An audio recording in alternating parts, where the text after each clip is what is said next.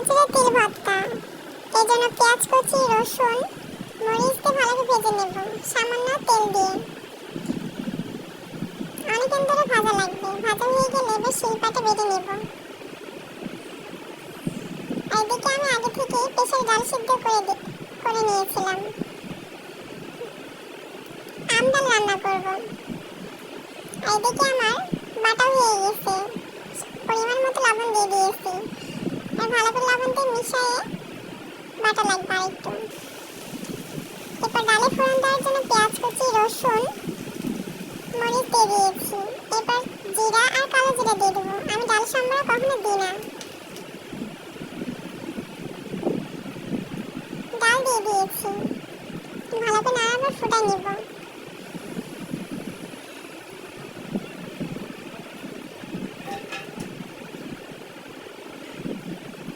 এবার মাছ ভেজে নিয়েছি।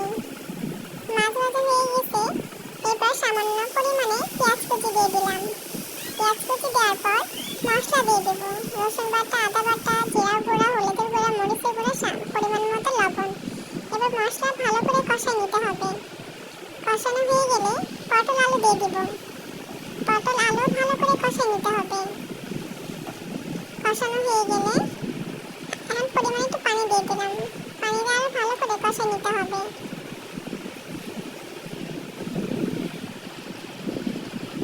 এরপর মাছ দিয়ে দিয়েছি। সাথে 3টা কাঁচামরিচ দিয়ে দিয়েছি গোটা। পানিও দিয়ে দিয়েছি পরিমাণ মতো। আর এদিকে আমার হয়ে গেছে মাছ রান্না। সবাই ভালো থাকবেন, সুস্থ থাকবেন। আল্লাহ হাফেজ।